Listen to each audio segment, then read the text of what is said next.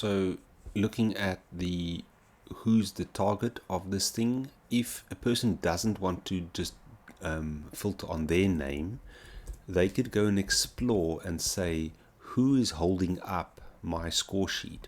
So what they can do, if I clear this filter, so I'm no longer filtering on who needs to do it, but I'm filtering on who's holding up my score sheet. Then Mary can go and look and see, okay, this is where it is at. She can see, oh, Tom hasn't scored it because Tom is still, not done it. Or there's not a done next to it. So if there was a done next to it, that'll be done. But so Tom might say, let's do this, because that's what will happen. Mary has done her own comment, so I know that Tom should be able to do his thing. So his one should already say, let's do this.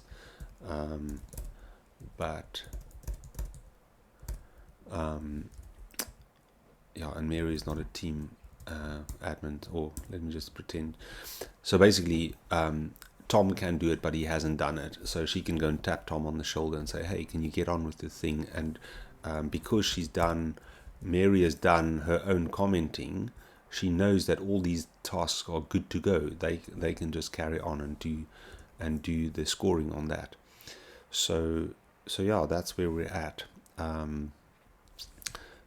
So this target, again, when the org admin is, the default is that it's off, because if it was both, if you filtered on both sides, if the default was both, it'll just show you one task where both these conditions are true, but we don't want to see that. So the default normally is that the who is it for is off for everyone.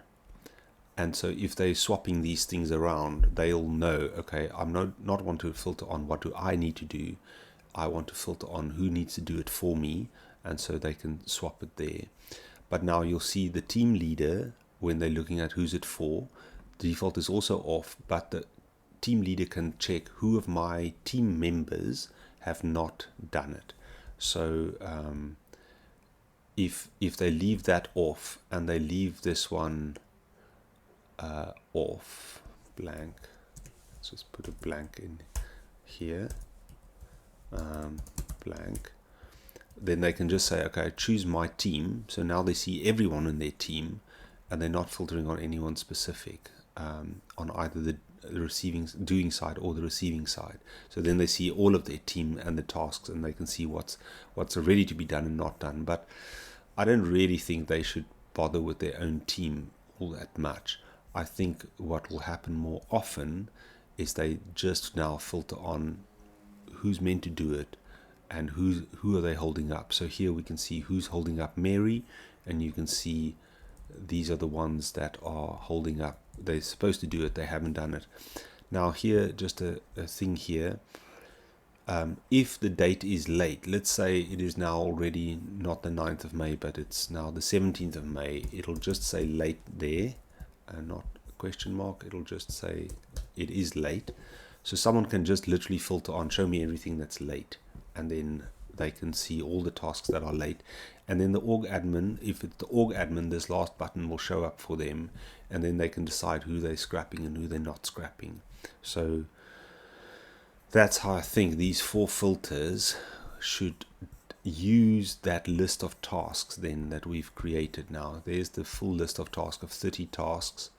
The dates are just flowing from the dates on the programming of the cycle. That's when these tasks are expected. It's 1 minute before that day runs out. And so then it just says which ones are late, which ones are not late. And then the org admin can decide, do I scrap it or do I not scrap it? Guys, I think I'm very excited that is going to make the current cycle tasks much simpler, because again, if Mary shows up and the default is on Mary, she just goes, hey, what do I need to do? And there's Bob's your uncle. This is what Mary knows she needs to do. And sometimes it's available to be done, and sometimes it's not available to be done. Okay, speak to you soon. Okay, thanks guys, bye.